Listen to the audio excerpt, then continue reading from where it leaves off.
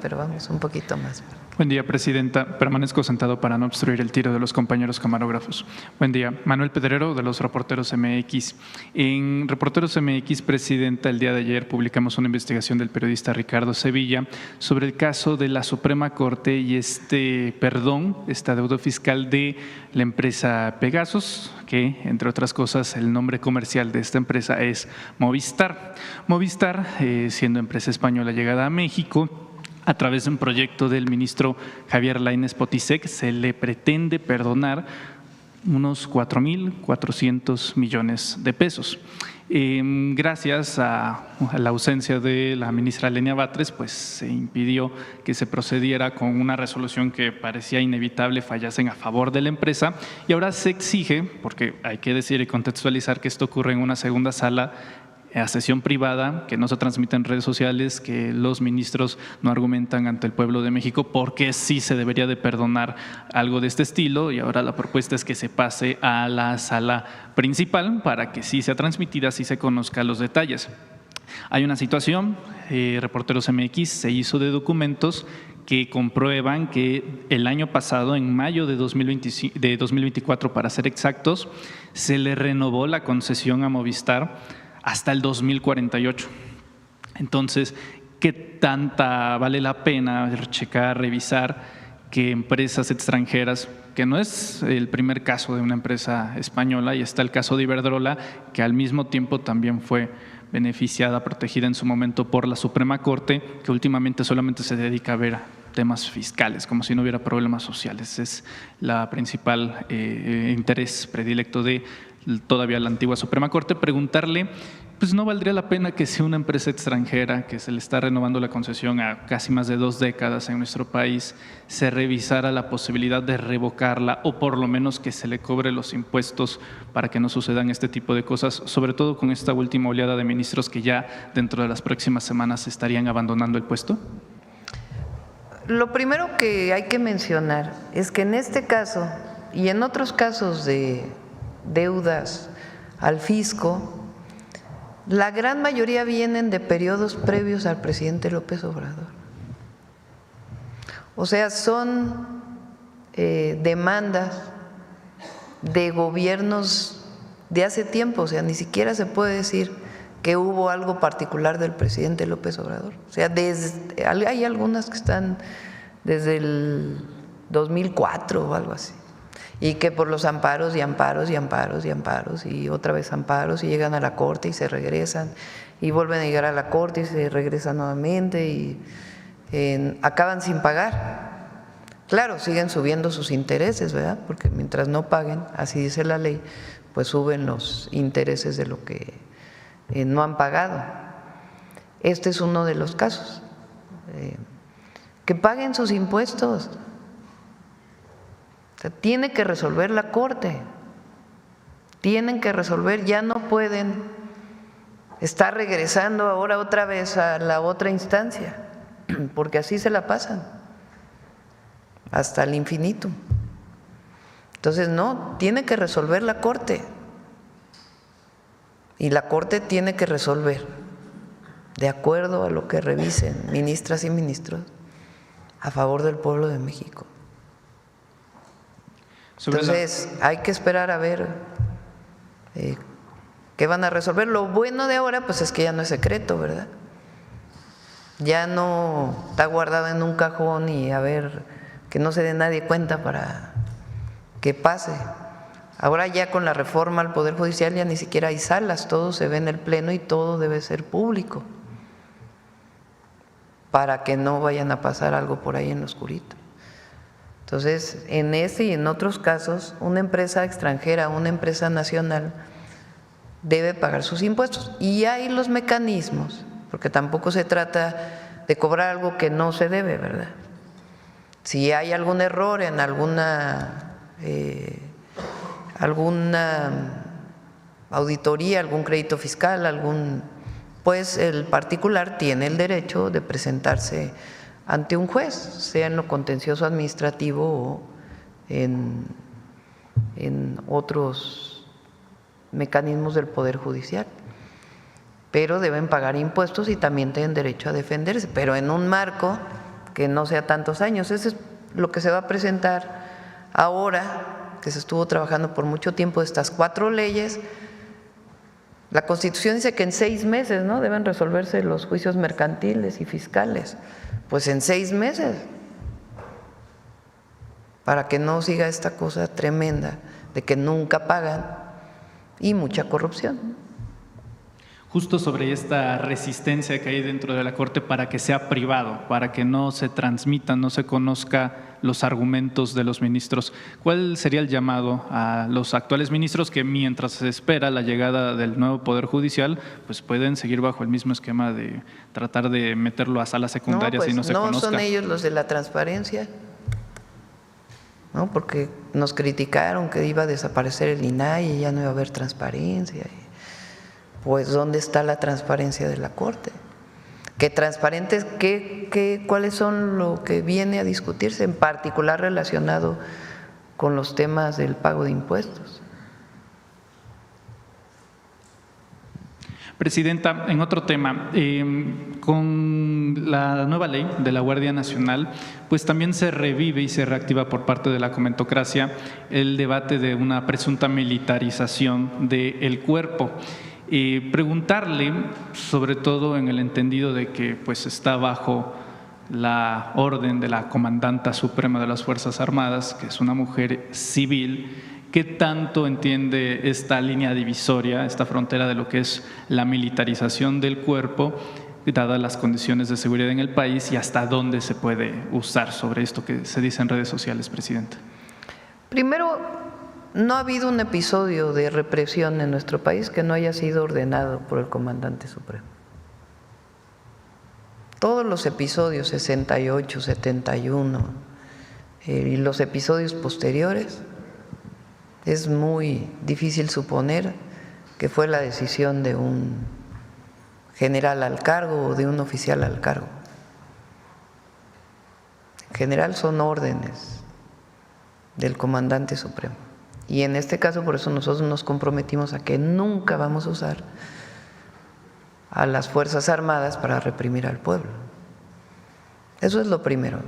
Lo segundo, ¿por qué la Guardia? ¿Cuáles son las ventajas de que la Guardia Nacional esté en la Secretaría de la Defensa Nacional? Que no es el Ejército, es una entidad, una institución que coordina la defensa nacional. Número uno, que tiene permanencia en el tiempo. El Ejército mexicano tiene una gran característica, la Fuerza Aérea, igual que la Armada de México. Tiene la característica de que son instituciones que permanecen y tienen sus propias carreras. Un general, para llegar a ser general de división, ¿cuánto tiempo estuvo? Más de 40 años. Entró como soldado raso y de ahí fue creciendo hasta llegar a general de división, en una carrera perfectamente marcada, en donde cada nivel que va subiendo pues tiene que ver con sus propios méritos, que están establecidos bajo un comité. Si se fijan en las policías mexicanas, pues ese es parte del problema que venimos cargando. Nosotros, por ejemplo, lo cambiamos en la ciudad, con sus dificultades, pero normalmente ¿quién es el siguiente jefe? El que decide, el jefe de la policía.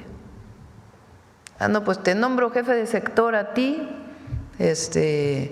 porque pues se le ocurrió al jefe de la policía. No hay una carrera policial que permita ver quiénes tienen las características para poder tomar ciertos mandos. Eso lo tiene el Ejército.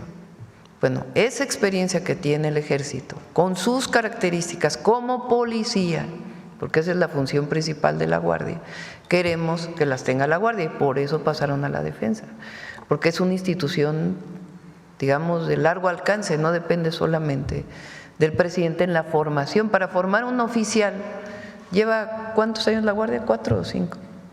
La Guardia 6 años cumple. 6 años va a cumplir. Imagínense los oficiales de la Guardia, lo que cuesta trabajo poderlos poner, pues porque tiene que ver con una carrera. Entonces, ¿qué hace hoy Defensa? pues algunos generales que tienen experiencia, se ve si pueden pasar a ser oficiales de la Guardia, mientras se forma todo la institución con todos sus oficiales, con todos sus mandos dentro de la Guardia. Entonces, tiene la posibilidad de ser una institución con carrera. ¿Qué otra ventaja tiene? Puede utilizar las instalaciones del Ejército, que son muchísimas. Tienen sus propios cuarteles, pero en la formación pues se forman en las instalaciones del Colegio Militar, que es difícilmente podemos ser otro colegio militar para poder formar a una Guardia Nacional. Entonces, le da una visión general y esta idea de que es militar y que va a funcionar como un ejército, pues no, es una comandancia distinta y se forman los elementos de la Guardia Nacional con sus propias características. No es lo mismo, no son las mismas materias y ejercicios que lleva el Ejército que la Guardia Nacional, pero le da un largo alcance a la institución. Cualquiera que llegue al mando civil, pues ya vivimos un García Luna. Yo pienso que nuestro movimiento va a durar mucho tiempo, si así lo decide el pueblo de México, pero puede llegar una persona que ponga a alguien en la Secretaría de Seguridad, si dependiera del mando civil, que se acabe por corromper a la institución. Entonces depende más del presidente o de la presidenta en turno. Primero, la comandante suprema pues es de todas las Fuerzas Armadas, incluida la Guardia Nacional. Y segundo, tiene su propia norma, sus propias leyes, por eso están pasando las leyes. Y la virtud de que esté en la defensa pues es que le permite construir una carrera de largo alcance, utilizar sus propias instalaciones. Pueden ir a los hospitales que tiene el Ejército, que son los mejores hospitales del país, los del Ejército y la Marina. Entonces utilizan esas instalaciones. Entonces es una ventaja para todo miembro de la Guardia Nacional, pero tiene su formación como policía, como Guardia Nacional, no como soldado. Un par de temas finales, Presidenta.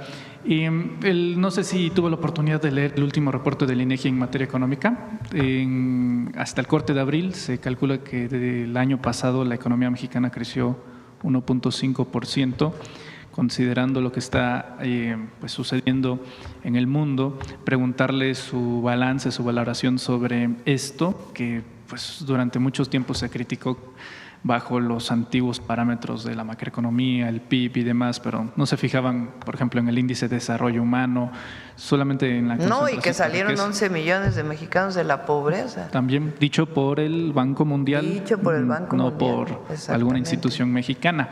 Preguntarle sobre esta situación, agregando la situación geopolítica en Irán, sobre este debate, el presunto y potencial cierre del estrecho de Hormuz, considerando que pues el proyecto que le hace oposición consideró hace un par de años que había que cerrar las refinerías de nuestro país. Pues en una situación así conviene bastante ser un poco autosuficientes. Preguntarle su balance ahí. Sí, ayer lo comentaba, que la refinería Dos Bocas es importantísima porque permite que todo el petróleo que se produce, son 8 refinerías en el país, 6 refinerías que existían antes, más la Olmeca, Dos Bocas, más Deer Park, que está en Texas. Estas 8 refinerías garantizan que se produzca en México la gasolina y el diésel que necesita México. Para todos aquellos que hablan de la parte ambiental, en cambio climático, etcétera, etcétera, lo que nosotros hemos planteado es 1.8 millones de barriles y lo que sigue hay que impulsar sobre todo las energías renovables, que en ese proceso estamos, particularmente en el tema de la generación de energía eléctrica. Pero la visión de que seamos autónomos, soberanos, que haya autarquía energética, así se llama, en el país, pues tiene que ver con que produzcamos lo que consumimos, en qué somos dependientes ahora en el gas, por ejemplo, que es un tema que tenemos que entrar para fortalecer la soberanía energética en el gas, que es un tema que tiene que encargarse Pemex, entre otros, de este proceso. ¿Y sobre el crecimiento de la economía? Son dos temas. Nadie dice que no debamos crecer, pero el crecimiento sin bienestar, pues no es desarrollo. Entonces, tomar el Producto Interno Bruto, el crecimiento del Producto Interno Bruto, como el indicador de éxito en la economía, pues es muy limitado, muy limitado. Entonces, ¿cómo se explica que en 6 años tuvimos la pandemia, cayó 8% el PIB,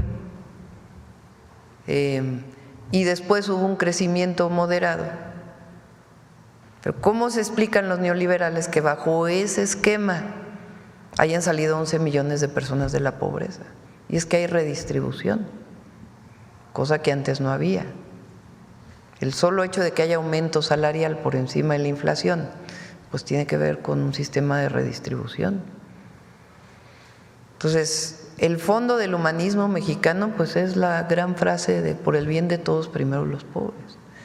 Eso es lo que no había antes, y es un modelo económico distinto, en donde el recurso público ayuda a la inversión y ayuda al bienestar y reconoce derechos del pueblo de México, cosa que el neoliberalismo no lo hacía. Entonces, tampoco decimos que no deba crecer la economía, pero no es el indicador que muestra el éxito, no, hay muchos otros. Y en el proceso, pues, este año con las dificultades que estamos viviendo, el mundo entero, el propio Estados Unidos lo está viviendo, no solo el resto de los países. Con la dificultad que está viviendo el mundo, la economía mexicana está respondiendo, y para eso está el Plan México, para seguir fortaleciendo. Para finalizar, Presidenta, pues aprovechando el día tan especial que es, me gustaría preguntarle, hace 20 años, en 2005, pues supongo que… pensando que estaba haciendo en el 2005. Hace 20 años, pues usted tenía 43 y pues el país vivía un momento bastante complejo, al igual que la izquierda, durante el proceso del desafuero. Si uno revisa, porque hemos estado atentos, los debates en los que usted participó en defensa de la candidatura presidencial del presidente López Obrador y posteriormente de la defensa del voto ante el fraude electoral, pues sí hay un contraste bastante marcado, tal vez no en términos ideológicos, pero sí en la aguerrida, los debates, ¿no? Pues es decir, ha habido una evolución política. Sí, ha habido una evolución política y me gustaría preguntarle… No en las convicciones. Justo, preguntarle en esto, Además, porque ahorita hay, digamos, de su parte, más un credo de cabeza fría, de serenidad y paciencia, preguntarle sobre esa madurez política, qué elementos ha recogido en estos últimos 20 años que considere que la ha llevado a este momento de su carrera política. Más que en mi carrera política es lo que vivimos en el movimiento. O sea, hace 20 años, justo en el periodo del desafuero, yo fui académica hasta el año 2000.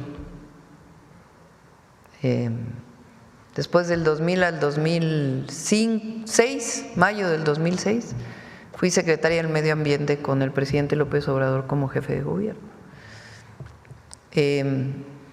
Y ahí el presidente López Obrador, desde que era jefe de gobierno, acostumbraba a darnos 3, 4, 5 tareas a cada uno de nosotros. Entonces fui secretaria de Medio Ambiente, pero coordiné la construcción del segundo piso, el Metrobús, o sea, además de las tareas de la Secretaría del Medio Ambiente. Cuando viene el desafuero, pues todos los que éramos parte de ese gabinete, pues salimos a defender al entonces jefe de gobierno junto con millones de mexicanos y mexicanas. Cuando él era jefe de gobierno y sale a la campaña del 2006, muchos se fueron con él a la campaña. Y a mí me llamó y me dijo, tienes que acabar el segundo piso, porque todavía no lo terminábamos, estábamos en la última parte. Inauguramos el segundo piso, a ver si revisan por ahí qué día se inauguró el segundo piso en el 2006. Estaba ya Alejandro Encinas de jefe de gobierno. Prácticamente a los 2 días lo fui a ver y entonces me dijo, ayúdame a ser vocera. Estaba justo el periodo de el peligro para México, Andrés Manuel López Obrador, peligro para México. Y me dijo, ayúdame en la vocería. Estaba entonces de vocero del PRD, del entonces PRD, Gerardo Fernández Noroña. Porfirio Muñoz Ledo, que en paz descanse, era otro vocero y su servidora. Entonces salimos, entonces no había prácticamente redes sociales, o ni había redes sociales. 23 de enero. Todavía nos quedamos un tiempo y cuando empezó todo la campaña, pues fue que lo fui a ver, me llamó. Entonces me quedé de vocera en la campaña. Había debates, había un debate con Carmen Aristegui de Puras Mujeres. Estaba Rosario Green por parte de Madrazo, candidato del PRI. Estaba Josefina Vázquez Mota por parte de Calderón y su servidora por parte de Andrés Manuel López Obrador. Había un debate cada semana en la radio y participábamos pues en debates. Después del segundo debate fui al programa de Carlos Loret de Mola en Televisa, cuando se vino todo aquello de Hildebrando, si alguien se acuerda, lo podemos platicar algún día, el cuñado de Zavala, encargado de, que recibió contratos cuando él fue secretario de Energía en Pemex y después recibió contratos en el INE, que todavía muchos creemos que parte del fraude electoral del 2006 tuvo que ver con ese contrato, con Hildebrando Zavala. Me tocó toda la denuncia de ese periodo. Y después, pues todo el fraude electoral. Hicimos un grupo de trabajo, de investigación de cómo se hizo el fraude electoral. Y cuando termina el plantón de reforma, pues yo me regreso a la UNAM, porque yo tenía que vivir de algo, ¿verdad? Entonces me regreso a la UNAM como investigadora titular del Instituto de Ingeniería, porque me guardaron como 6 años la licencia de ese periodo. Y hasta el 2018 seguí en la UNAM, aunque siempre participé en el movimiento de transformación. Entonces, todo este periodo, pues uno va, imagínense lo que fue pues formar un nuevo partido político, lo que vivimos en aquel momento, el propio fraude que fue muy difícil, las represiones que habíamos vivido en periodos anteriores, y después la elección del 2012, que también fue muy difícil, la formación de Morena, pues todo eso estuvimos ahí participando. Entonces, pues como quiera vas, se va aprendiendo en el proceso, pero no es un asunto de aprendizaje personal, sino un aprendizaje colectivo de cómo fue que llegamos al momento del triunfo del presidente López Obrador, que fue pues un momento glorioso para la historia de México. Presidenta, feliz cumpleaños. Muchas gracias. Ahorita terminamos. Ya son 9:27.